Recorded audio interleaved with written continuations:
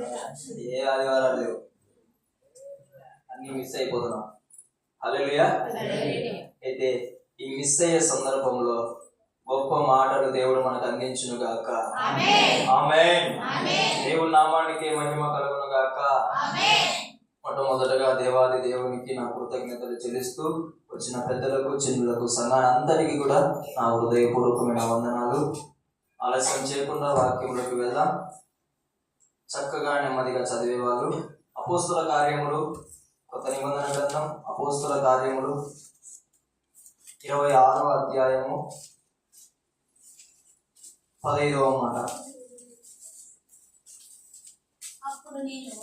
అప్పుడు నేను ప్రభువా, నీవు ఎవడవని అడగగా ప్రభువు, నేను నీవు హింసించుచున్న యేసును, నీవు నన్ను చూచి ఉన్న సంగతిని గూర్చి, నేను నీకు కనపడబో సంగతిని గూర్చి, నిన్ను పరిచారకునిగాను సాక్షినిగాను నియమించుటకై కనబడి ఉన్నాను. నీవు లేచి నీ పాదములు మోపి నిలుపుము. నేను ఈ ప్రజల వలనను అన్ని జనుల వలనను హాని కలగకుండా నిన్ను కాపాడేదను. వారు చీకటిలో నుండి వెలుగులోనికి, సాతాను అంధకారం నుండి దేవుని వైపునకు తిరిగి నా యందలి విశ్వాసము చేత పాప క్షమాపణను పరిశుద్ధపరచబడిన వారిలో స్వాస్థ్యమును పొందునట్లు వారి కన్నులు తెరుచుటకై నేను నిన్ను వారి యొద్దకు పంపెదనని చెప్పాను. హల్లెలూయా. దేవునికి మహిమ కలుగును గాక. దేవుడు ఈ రోజు మన కన్నులు తెరుచును గాక. ఆమేన్. ఇక్కడ మీకు చక్కని మాట వినిపించి తర్వాత మనం లేఖనాలలోకి వెళ్దాం. చూడండి, చివరి 2వ లైను, పరిశుద్ధపరచబడిన వారిలో స్వాస్థ్యమును పొందునట్లు వారి కన్నులు తెరుచుటకై. హల్లెలూయా. దైవజనులు, సువార్థికులు, దేవుని వెంట పెట్టుకుని వచ్చేటోళ్ళందరూ కూడా ఎందు నిమిత్తమై మన దగ్గరికి వస్తారో చెప్పండి? స్వాస్థ్యమును నీకు తెలియజేయడానికి, నీ కన్నులు తెరిపించడానికి నీ దగ్గరికి వస్తారు. హల్లెలూయా. స్వాస్థ్యం అంటే ఏంటి చెప్పండి? స్వాస్థ్యము. ఈరోజు ఆస్తి ఎవరికి చెల్లుతుంది? స్వాస్థ్యం అయినటువంటి కుమారునికి. వాడికి అధికారం ఉంటుంది. హల్లెలూయా. అతనికి ఏముంటుంది? అధికారం ఉంటుంది. ఏదైనా సరే అతని ద్వారానే వెళ్ళాలని ఉంటుంది. హల్లెలూయా. అదే విధముగా దేవుని నుంచి వచ్చే ప్రతి ఆశీర్వాదం, ప్రతి దీవెన, ప్రతి మేలు కూడా మనకు ఏ విధంగా అనుగ్రహింపబడిందంటే బహుమానం లాగా కాదు, స్వాస్థ్యము లాగా అనుగ్రహింపబడింది. స్వాస్థ్యం అంటే నువ్వు కొట్లాడచ్చు. హల్లెలూయా. కొట్లాడరా ఆస్తుల కోసం? నువ్వు కొట్లాడవలసింది ఆస్తుల కోసం అయితే నువ్వు కొట్లాడవలసింది దేవునిలో వాగ్దానాల కోసం. హల్లెలూయా. దేవునికి మహిమ కలుగును గాక. దేవునితో నీవు పోరాడాల. నాకు ఇచ్చిన స్వాస్థ్యం నేను పొందుకోలేకపోతున్నా, గల కారణం నాకు తెలియజేస్తే నేను విడిపించుకోగలుగుతా. హల్లెలూయా. నేను మాట్లాడిన మాట అర్థమైందా? నేను విడిపించుకోగలుగుతా. దేవుడు విడిపియమని కాదు. అర్థమవుతుందా? చాలా మంది ఏంటంటే అంతా దేవుడు చేస్తేనే జరుగుతుంది, లేదంటే జరగదు. అది నిజమే ఒక సైడు. హల్లెలూయా. అంతా దేవుడు చేస్తేనే. అలాంటప్పుడు పాస్టర్లు ఎందుకు? అలాంటప్పుడు ప్రవక్తలు ఎందుకు? అలాంటప్పుడు మందిరాలు ఎందుకు? అలాంటప్పుడు పెద్దలు ఎందుకు? అలాంటప్పుడు బోధించే వాళ్ళు ఎందుకు? అలాంటప్పుడు యేసుక్రీస్తు కిందికి రావడం ఎందుకు? హల్లెలూయా. దేవుని బిడ్డలారా, దేవుడు ఏమనుకుంటున్నాడంటే నిన్ను గణపరచాలనుకుంటున్నాడు. ఆమేన్. దేవుడు నిన్ను ఉన్నత స్థితిలో పెట్టాలనుకుంటున్నాడు. హల్లెలూయా. దేవుడు నీ ద్వారా అనేకులను రక్షణ మార్గంలోకి నడిపించాలని నిర్ణయించుకున్నాడు. అలాంటప్పుడు ఆయన ద్వారా అది జరగదు. హల్లెలూయా. నాకు మెకానిక్ పని వస్తుంది,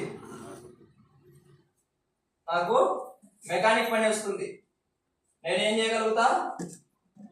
మెకానిక్ చేయగలుగుతా. నేను పొలం వేయగలుగుతానా? వేయలే. హల్లెలూయా.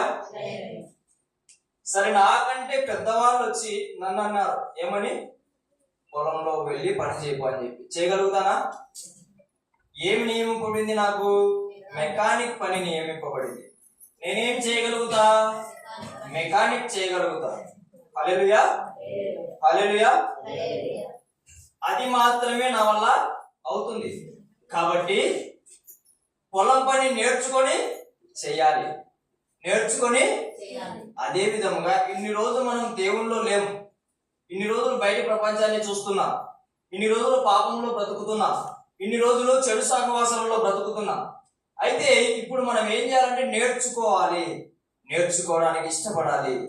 అప్పుడు నీవు పొందుకోవలసినది స్వాస్థ్యముగా నీవు పొందుకోగలుగుతావు, నీవు అప్పుడు కొట్లాడగలుగుతావు. హల్లెలూయా. మనమందరం ఏమనుకుంటున్నామంటే దేవుడు నాకు బహుమానంగా అడుక్కుంటే ఇచ్చేది కాదు.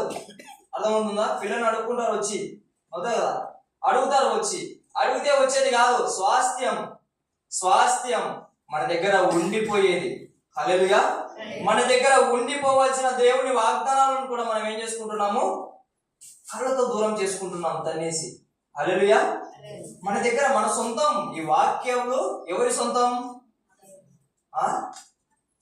నా సొంతం అనాలా? ఇలాంటి విషయాలలో ఏ సొంతం అనాలా? నా సొంతం. హల్లెలూయా. దేవునికి మహిమ కలుగును గాక. ఆమేన్. స్వాస్థ్యం అంటే ఏంది? మన దగ్గర ఉండిపోయేది, మన దగ్గర ఉండిపోయేది స్థిరంగా. నేను మా అమ్మ దగ్గర ఉండిపోతానా, మా అత్తగారింటికి వెళ్ళిపోతాను? చెప్పండి అమ్మా. మీ కొడుకులను ఏమంటారు? ఏదో వచ్చేస్తారు కదా, కొడుకుని అత్తగారికి పంపించారు, ఏమంటారు? ఇల్లరికి పంపించారు కొడుకుని. అంత ముందుగా దాక్కున్నారు కదా. హల్లెలూయా. ఎవరు పంపించారు స్వాస్థ్యాన్ని? ఎవరు కూడా నా కొడుకు నా దగ్గరనే ఉండాలా. కొంతమంది తల్లులు అయితే భార్యని ఏదైనా సంతోష పెడితే చాలు ఈడ అలుగుతారు. తల్లులు ముసలోళ్ళు అవుతారు కాబట్టి పిల్లోళ్ళు అయిపోతారు. హల్లెలూయా. దేవునికే మహిమ కలుగును గాక. దేవుని బిడ్డలారా, స్వాస్థ్యం అనేది మన దగ్గర ఉండిపోవలసినది. కానీ మనం ఏం చేసుకుంటున్నాం? జారిపోయేలా చేసుకుంటున్నాం. దేవుని మాట మన దగ్గర ఏంది? ఉండిపోవలసినది. మనం ఏం చేసుకుంటున్నాం? నేను నమ్ముతా ఒకటి ఏమని అంటే, దేవుని మందిరంలో ఒక మనిషి కూర్చున్నాడంటే వాంతో దేవుడు ఖచ్చితంగా మాట్లాడాడు అని.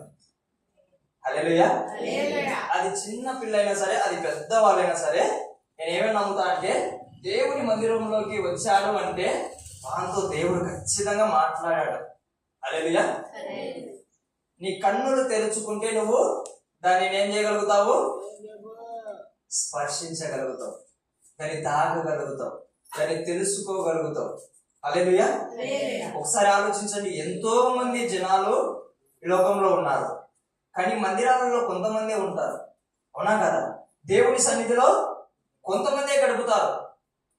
మీరు బాగా గమనించినట్లయితే మన వాళ్ళలోనే చూడండి, మన వాళ్ళలోనే చూడండి. ఏంది?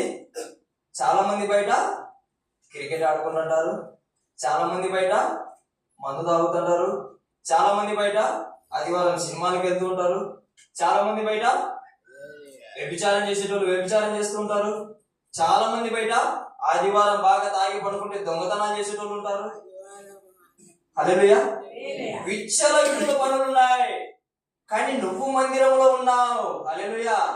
దేవుడికే మహిమ కలుగును గాక. వాటన్నిటి నుంచి దేవుడు నిన్ను ఏం చేశాడు? తప్పించాడు, విడిపించాడు, రక్షించాడు, దేవుని మందిరంలో కూర్చోబెట్టాడు. హల్లెలూయా. దేవుని నామానికే మహిమ కలుగును గాక. దేవుని బిడ్డలారా, మనం స్వాస్థ్యముగా దేవుని దగ్గర ఉన్నాం. అది ఆయన గుర్తించి ఈ రోజు మనతో మాట్లాడుతున్నాడు, కానీ మనం గుర్తించి ఆయన దగ్గరికి మనం వెళ్ళలేకపోతున్నాం. అదే బాధాకరమైన విషయం. హల్లెలూయా. ఆయన గుర్తించాడు కాబట్టి ప్రతి ఆదివారం నీకు మందిరానికి రావడానికి సమయం ఇస్తున్నాడు. కొంతమందికి సమయమే లేదండి. ఐయామ్ బిజీ, నేను బిజీ, నేను చాలా బిజీ. నేను మిమ్మల్ని తిట్టడం లేదు. దేవుని మందిరంకు రాకపోతే ఎన్ని నష్టాలు నువ్వు తెలుసుకుంటే భయపడి నోరు మూసుకొని అన్ని ఏం చేస్తావు? పక్కన పెట్టేసి నాకు దేవుడే, ఆయన ఉంటే అన్ని నా దగ్గరకు వస్తాయని చెప్పి ఆడుంటావు. నువ్వు కూడా మందిరంలో ఉంటావు. హల్లెలూయా, హల్లెలూయా. నేనేమంటున్నానంటే, నువ్వు పొద్దున రాలేదు, క్షమాపణ అడుకొని సాయంత్రం రా. కనీసం అలా అని చెప్పేసి అదే కంటిన్యూ చేసుకోకు. హల్లెలూయా. దేవునికే మహిమ కలుగును గాక. సమయము గడపడము చాలా ప్రాముఖ్యం. సమయము దేవునితో గడపడము చాలా ప్రాముఖ్యం. మనలో శరీరం ఒకటే ప్రాణం ఒకటి ఉంటే అంత ప్రాముఖ్యం ఏం లేదు, ఎందుకంటే ఆ రెండు పోతాయి కాబట్టి. కానీ మనలో ఆత్మ ఉంది. దేవుడు వెలిగించిన వెలుగు మనలో వెలుగుతూ ఉంది. దాన్ని మనం ఏం చేసుకోకూడదు, ఆర్ప చేసుకోకూడదు. ఆరిపోకోకుండా మనం ఏం చేసుకుంటుండాలి, కాపాడుకుంటూ ఉండాలి. హల్లెలూయా, హల్లెలూయా. దేవుడు మనకు వాగ్దానాలు ఎలా ఇచ్చాడు, స్వాస్థ్యముగా ఇచ్చాడు. ఎలా ఇచ్చాడు, స్వాస్థ్యముగా. స్వాస్థ్యం అంటే ఎలా, ఉండిపోయేలా, నిలిచిపోయేలా, ఎన్ని రోజులైనా చివరి దాకా. హల్లెలూయా. అలా వచ్చి ఇలా వెళ్ళిపోయేది కాదు స్వాస్థ్యం అంటే. అలా వచ్చి ఇలా వెళ్ళిపోయేది కాదు, చివరి దాకా మనతో ఉంటుంది. దేవుని వాగ్దానము చివరి దాకా ఎవరితో ఉంటుంది, నాతో ఉంటుంది. హల్లెలూయా. నీ పిల్లోడు ఒకరోజు వదిలేసి వెళ్ళిపోతాడు, నీ భర్త ఒకరోజు, నీ భార్య ఒకరోజు, నీ బంధువులు ఒకరోజు, నీ ఊరే నిన్ను విడిచిపెట్టదు ఒక్కొక్క రోజు. కానీ చివరికి దేవుని వాగ్దానం ఒకటే. అబ్రహాము గారిని గమనించారా మీరు? అన్నిటినీ దేవుని మాట కోసం వదులుకున్నాడు. హల్లెలూయా, హల్లెలూయా. ఈరోజు ప్రతి ఒక్క పేరు, అబ్రహాము కుమారుడైన దావీదు, అబ్రహాము కుమారుడైన యోసేపు, వాస్తవాలు ఇవన్నీ హల్లెలూయా స్థిరముగా నిలిచిపోతారు. అబ్రహాము చనిపోయి ఎన్నో సంవత్సరాలు అవుతుంది, కానీ ఈరోజు నిజంగా దేవుని లేఖనాల ప్రకారం మాట్లాడినట్లయితే మనం ఖచ్చితంగా అబ్రహాము కుమారుడైన సురేషు అని పలకాలి, అబ్రహాము కుమారుడైన మహితమ్మ అని పిలవాలి. హల్లెలూయా. దేవునికి ఏ మహిమ కలుగును గాక. నేను కుమారుడను కాదు, కుమార్తె. హల్లెలూయా. అలాగా మనం ఎప్పుడైతే స్వాస్థ్యములాగా చూసినట్లయితే నిలబెట్టుకోగలుగుతాం. అపవాది మనల్ని ఎప్పుడెప్పుడు దొంగిలించాలా అని చెప్పి అనేక రకముల ఆలోచనలు, తలంపులు, ఉద్దేశాలను మనలో వేస్తూ ఉంటాడు. ఈ రోజుల్లో కొత్త మిషన్లు వచ్చినాయి. ఏం చేస్తుంది అంటే చెడునంతా పక్కకు తీస్తుందంట, మంచినంతా ఒక పక్కకు తీస్తుందంట. హల్లెలూయా. కొంతమంది రాజకీయ నాయకులు కాలువలలో చెత్త ఉంటది కదా, ఆ చెత్తను ఏదో చేసి లాభకరంగా మారుస్తున్నారంట. అర్థమవుతుందా? లాభకరంగా. మన జీవితమును దేవుని చేతిలో పెట్టి మన జీవితము లాభకరంగా మార్చుకుంటే ఎంత సంతోషం, ఎంత ఆనందం, ఎంత ఉల్లాసం. హల్లెలూయా. మన చెత్త జీవితాన్ని ఆయన చేతిలో పెడదాం. ఏం చేస్తాడు? ముత్యంలాగా వణుకుతారు నిన్ను చూసి. ఎలానో తెలుసా? గౌరవంగా. ఎలా? గౌరవంగా. నిన్ను చూసి చీకొట్టుకునే విధంగా కాదు, నిన్ను చూసి భయపడే విధంగా కాదు, గౌరవంగా నిన్ను పలకరిస్తారు, గౌరవంగా నిన్ను ప్రేమిస్తారు, గౌరవంగా మీ ఇంటికి ఆహ్వానించుకుంటారు అతిథిగా. అర్థమవుతుందా? హల్లెలూయా. దేవుని నామానికి మహిమ కలుగును గాక.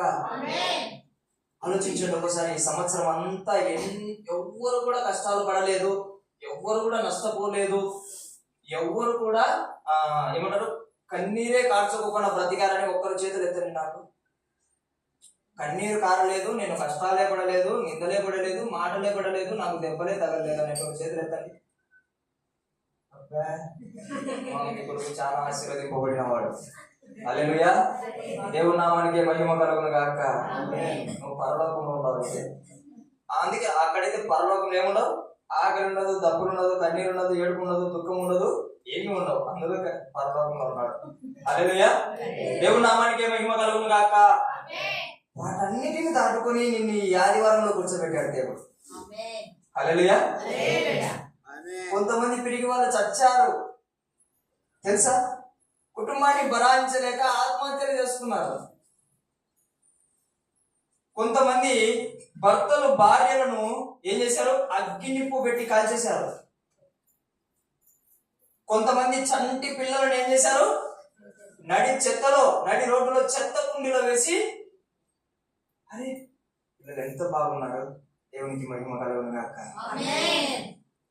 తల్లులు ఎంత బాగున్నారు, తండ్రులు ఎంత బాగున్నారు, తమ్ముళ్ళు ఎంత బాగున్నారు, అందరూ దేవుని మందిరంలో ఉన్నారు. దేవునికే మహిమ కలుగును గాక. అంత గొప్ప కృప, అంత గొప్ప ప్రేమ, అంత గొప్ప వాత్సల్యత మన పట్ల మన యేసయ్య కురిపిస్తూ చూపిస్తూ నిలబెడుతున్నాడు. హల్లెలూయా. దేవునికే మహిమ కలుగును గాక. ఈ ఉల్లాసం, ఈ సంతోషం, ఈ ఆనందం 2026 సంవత్సరం అంతా కొనసాగును గాక. ఆమేన్. గొప్పగా వాడబడేదానికి దేవుడి కృప చూపిస్తాడు. ఇక్కడ చిగురిస్తున్నాయి. క్రీస్తు ప్రార్థన మందిరంలో ఆత్మలు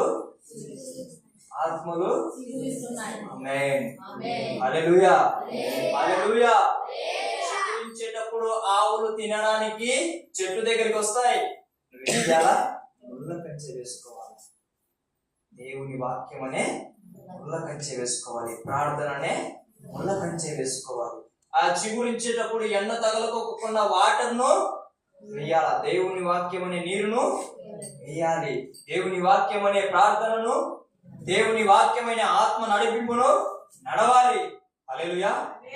అప్పుడు నీవు ఎన్ని ఆవులు వచ్చినా దేవుడు మాట్లాడి పక్కన ఇంటి బయటకు వచ్చేటట్టు చేస్తాడు. ఆ ఆవును తరిమేటట్టు చేస్తాడు. ఆ ఆవు సాతానే. హల్లెలూయా. ఆ సాతాను గాడు నీలో మాట్లాడి విత్తిన విత్తనము దేవుని వాక్యం ద్వారా దైవజనుడు మాట్లాడేటప్పుడు అక్కడ చచ్చిపోతుంది ఆ విత్తనం. హల్లెలూయా. దేవునికి మహిమ కలుగును గాక. ఆ విత్తనం, చెడు విత్తనం చచ్చిపోయి దేవుని వాక్యం అనే మంచి విత్తనం నీలో నాటుతాడు దేవుడు. దేవునికే మహిమ కలుగును గాక. మనం స్వాస్థ్యాలం అండి, బహుమానం కాదు. దేవుని దగ్గర ఎవరం? స్వాస్థ్యాలం. పొందుకోవాలే గాని విడిచి పారిపోకూడదు, విడిచి జారిపోకూడదు మనం. హల్లెలూయా. హల్లెలూయా. నిందలు పడడానికి, అవమానాలు పడడానికి గల కారణం ఏంటంటే స్వాస్థ్యమును మనం గమనించడం లేదు, స్వాస్థ్యమును మనం పొందుకోవడం లేదు.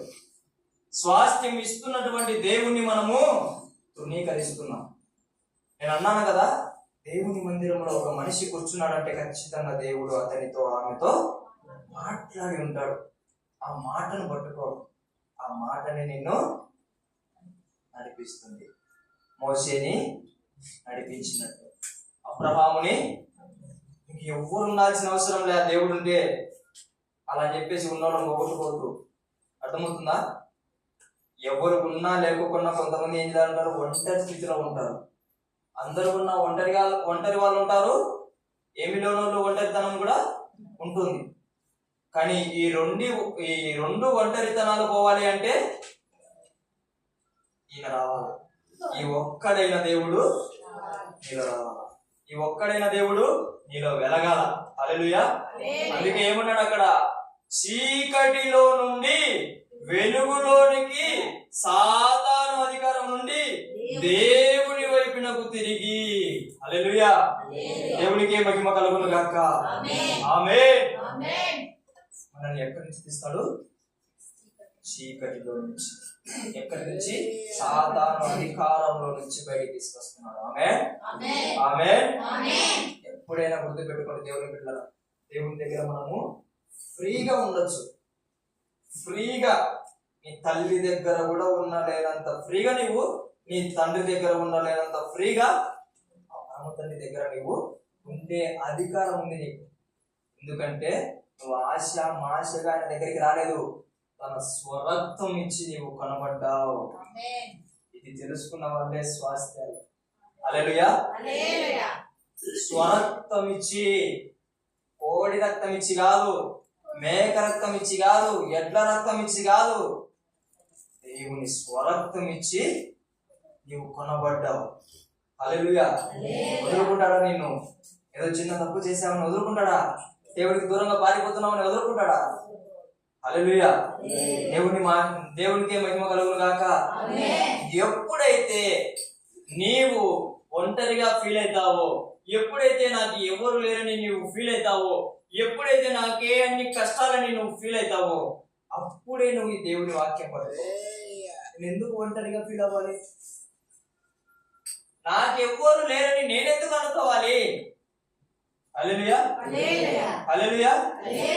నేనెందుకు కృంగిపోవాలి? ప్రశ్న వేసుకో. నిన్నెందుకు నిరుత్సాహ చెందాలి? నాకు వాక్యం ఉంది కదా, నాకు చదువు వస్తుంది కదా, నాకు కన్నులు ఉన్నాయి కదా, నేను వింటే నేను అర్థం చేసుకోగలుగుతా కదా. బాధలో ఉన్నప్పుడు దేవుని వాక్యం విను, బాధలో ఉన్నప్పుడు దేవుని వాక్యం చదువు. హల్లెలూయా. బాధలో ఉన్నప్పుడు నువ్వు అందరినీ కలుస్తావు, అందరికీ చెప్పుకుంటావు. ఏ బాధ ఏ చింత ఏం చేస్తుంది తెలుసా? చివరి దాకా పోగొడుతుంది, మళ్ళీ ఆలోచన రాకుండా పోగొడుతుంది. అంత శక్తి ఈ వాక్యం. అందుకే బాధలో ఉన్నప్పుడు ఎవరి దగ్గరికి వెళ్ళమంటున్నా? ఎవరి దగ్గరికి? దేవుని దగ్గరికి రండి. హల్లెలూయా.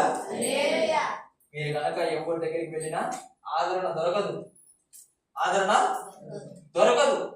ఆదరణకర్త ఎవరు చెప్పండి? పరిశుద్ధాత్మ దేవుడు. హల్లెలూయా. పరిశుద్ధాత్మ దేవుడు. ఆయన మనలో ఉంటే మనం స్వాస్థ్యం అయిపోయినట్టు. ఆయన మనలో ఉంటే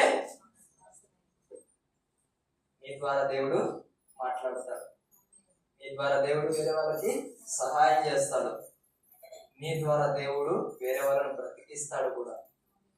హల్లెలూయా, హల్లెలూయా. ఎంతమంది లక్షల మంది మోటివేషన్ కోసం ఎదురు చూస్తున్నారు తెలుసా?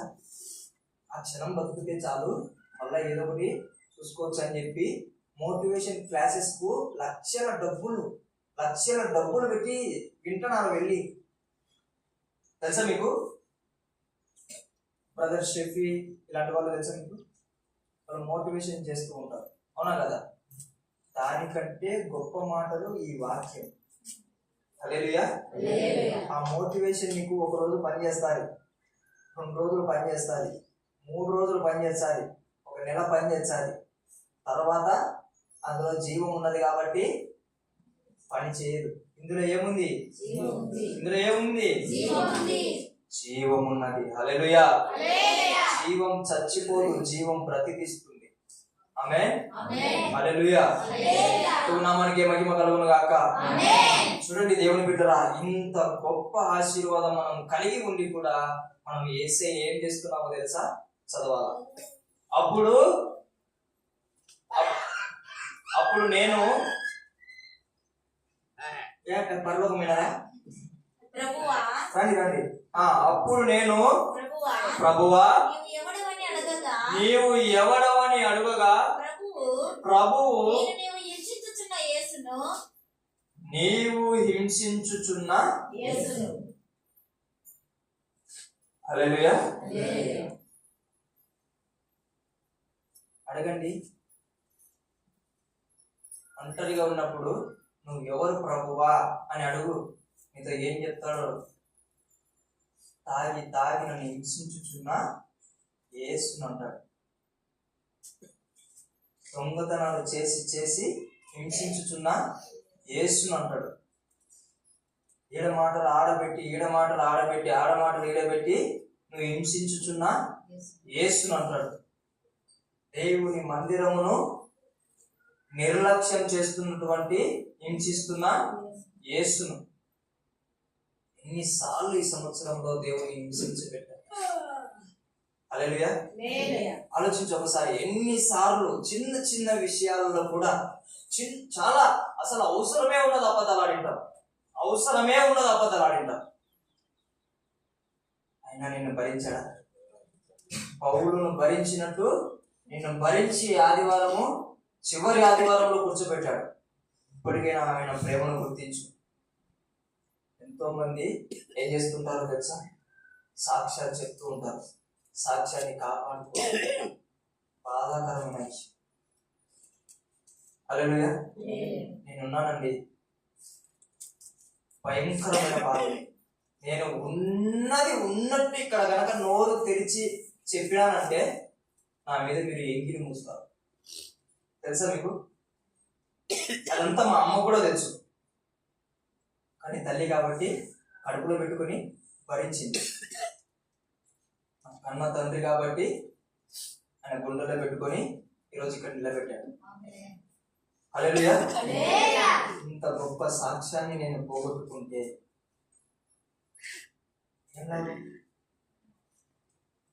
ఆయన రక్తము మన కోసం కార్చి ఏమైనా ఉపయోగమా?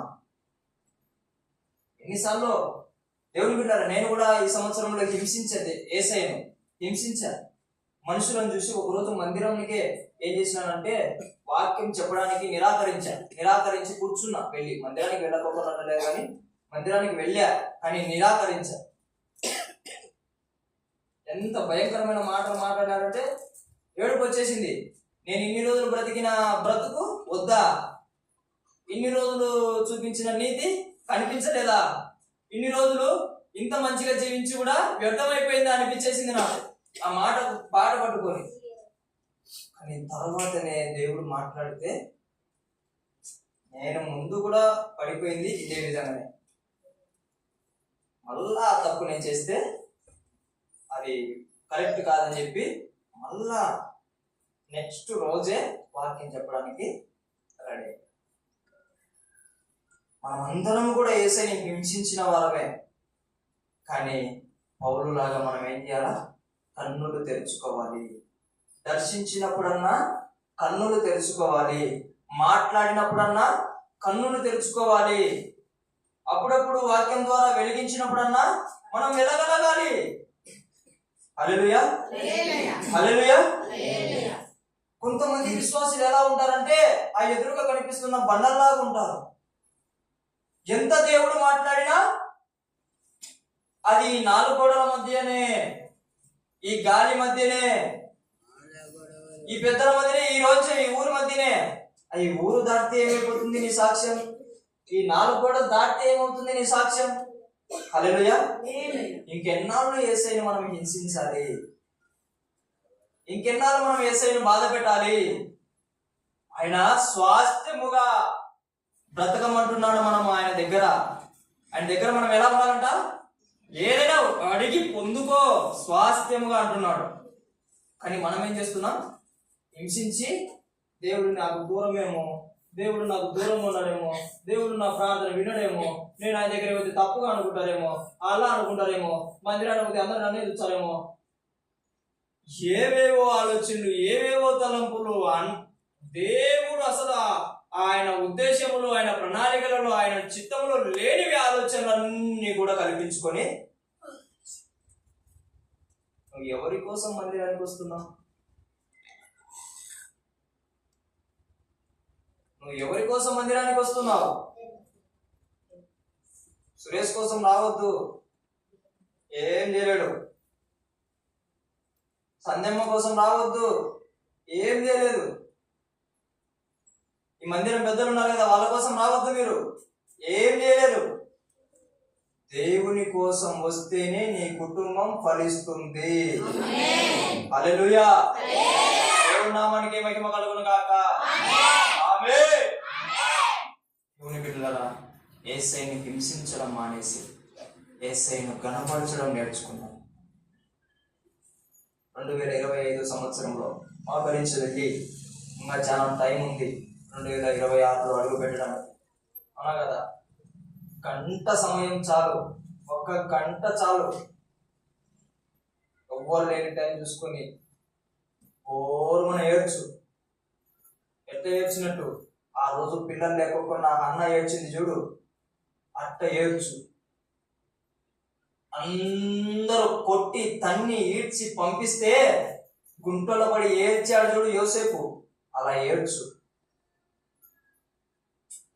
అందరూ వదిలేసి అన్ని కోల్పోయిన యోబు ఏడ్చాడు చూడు, అట్ట ఏడ్చు. హింసించానయ్యా, బాధ పెట్టానయ్యా, ఇంకా నేను హింసించడానికి ఆ మనసు ఒప్పుకోవడం లేదయ్యా, బ్రతికించండి అయ్యా, బాగుపడతానయ్యా, నన్ను తాకండి ప్రభువా. ఈ మాట చాలా విలువైనదయ్యా. ఎన్నిసార్లు నువ్వు మాట్లాడినా నేను వినలేకపోతున్నానయ్యా. నా హృదయం గట్టిపరుచుకుంటున్నానయ్యా. నా హృదయాన్ని నేను నీ మాట వైపు కాకపోకుండా తిప్పుకుంటున్నానయ్యా. మాట్లాడలేదని చెప్పేసి అబద్ధంగా నేను జారుకుంటున్నానయ్యా. నువ్వు మాట్లాడినా వినలేని పరిస్థితులలో నేనున్నానయ్యా. అలా చెయ్యనయ్యా. ఓర్మడి ఏడ్చు, తప్పు లేదు. కన్న తండ్రే కదా, రక్తం ఇచ్చిన తండ్రే కదా, నిన్ను సిగ్గుపడనివ్వడు. హల్లెలూయా. నిన్ను సిగ్గుపడనివ్వడు, నిన్ను నిలబెడతాడు. 2026 సంవత్సరంలో ఎంత ఘనంగా నిలబెడతాడంటే, ఇతనా ఈయననా అనే విధముగా నిలబెడతాడు. అర్థమవుతుందా? ఎవరైనా సరే, చిన్న పిల్లల నుంచి పెద్దల వరకు మనం అందరం హింసించిన వారమే, ఆయనను బాధ పెట్టిన వారమే, ఆయనను ఏడిపించిన వారమే. కానీ ఆయనను కన్నపరచడం మనము మొదలు పెడతాం. స్వాస్థ్యము మనకి ఇచ్చాడు కాబట్టి. హల్లెలూయా. ఇప్పటికైనా మూయబడిన కన్నుల చేత బయటికి వచ్చేద్దాం. బయటికి వచ్చి కళ్ళు తెరుచుకొని దేవునిలో బ్రతుకుతాం. హల్లెలూయా. దేవుని నామానికి మహిమ కలుగును గాక. ఆమేన్. ఆమేన్. ఇంకొక మాట చూడండి. నీవు నన్ను చూచి ఉన్న 22వ వచనం. అయినను నేను దేవుని వలనైన సహాయము పొంది నేటి వరకు ఈ మాట ఎక్కడ చెప్పాలో తెలుసా? నువ్వు అందరు ఇక్కడ చూడండి.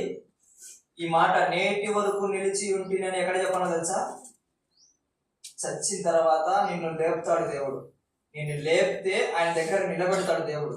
ఆయన నిలబెట్టినప్పుడు ఏమని చెప్పాలా? నీవు అయ్యా నా శక్తి చేత కాదు, అయ్యా నా బలము చేత కాదు, నీ కృప చేత, నీ సహాయం వలన నేను సహాయం పొంది నేటి వరకు నీ ముందర ఇలా నిలబడగలిగినా అని నువ్వు ఎక్కడ పలకాలా? అక్కడ పలకాల. హల్లెలూయా. అక్కడ నీవు పలకాలంటే ఇక్కడ నువ్వు ఎలా ఉన్నానో తెలుసా?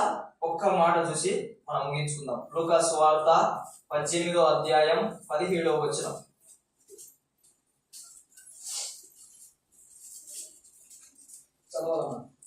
చిన్న బిడ్డ వలె దేవుని రాజ్యం అంగీకరింపని వారు దానిలో ఎంత మాత్రం ప్రవేశించాలని మీతో నిశ్చయంగా చెప్తున్నాను. ఆమేన్. చిన్న బిడ్డ వలె దేవుని రాజ్యము అంగీకరింపని వాడు. చిన్న బిడ్డలకు నువ్వేం చెప్పినా నమ్మేస్తా, అవునా కదా? అటుపడి తీసుకుపోయి యాపిల్కాయ అంటే యాపిల్కాయ అంటారు వేరే వాళ్ళ కాడికి, అవునా కదా? అలా ఉండాలి మనం. దేవుని మాటకు, పాస్టర్ల మాటకు, పెద్దల మాటకు, వాళ్ళ మాటకు, వీళ్ళ మాటలకు కాదు, దేవుని మాటకు నువ్వు ఎలా ఉండాలా? చిన్న బిడ్డ వలె ఉండాలా. అప్పుడు నువ్వు దేవుని రాజ్యములో నేను నేటి వరకు నిలిచి ఉంటిని అని పలకగలుగుతావు. హల్లెలూయా. దేవుని నామానికి మహిమ కలుగును గాక. ఎలా ఉండాలా? చిన్న బిడ్డ వలె దేవుని మందిరానికి రావాలా. చిన్న బిడ్డ వలె దేవుని మాటలు నీవు వినాలా. చిన్న బిడ్డ వలె దేవుని ఆరాధించాలా. చిన్న బిడ్డలు మా దేవరాన్ని వించుకొస్తా, ఏదో ఒక రోజు మీకు మా అందిస్తా. ఎట్లా తెలుసా? బిడ్డ నాడు నిలబెట్టి గనక మీరు గనక రోజు కళ్ళు మూసుకొని ఆరాధించు నాన్న అన్నే మీరు కళ్ళు తెరిచి చూసినారు అనుకో, ఎంత బాగా ఆరాధిస్తారు తెలుసా? అంత బాగా ఆరాధిస్తారు. హల్లెలూయా. అలా చిన్న బిడ్డల వలె మనం ఏం చేయాలా? ఆరాధించాలా. అప్పుడు నువ్వేం చేయగలుగుతావు? నీ సహాయం వలన నేను ఇక్కడ నేటి వరకు నిలిచి ఉన్నానయ్యా అని చెప్పగలుగుతావు ఆ రాజ్యంలో. లేదంటే పెద్దవాళ్ళకు అని నిలుపుకున్నామంటే దేవుడు కూడా ఆడ నిలుపుకుంటాడు. దేవుని చేతిలో భయంకరంగా పడగడం కంటే చాలా జాగ్రత్తగా దేవుని సహాయం పొందుకొని బ్రతకడం చాలా మేలు. దేవునికి మహిమ కలుగును గాక. ఆమేన్. ఆమేన్. దేవుడు ఈ విలువైన మాటలు మన హృదయములో నూరంతలుగా ఫలింపజేయును గాక. ఆమేన్. ఆమేన్. అందరం లేచి నిలబడినట్లయితే పాట పాడుకుంటూ ప్రాంతం సమర్పించుకుందాం.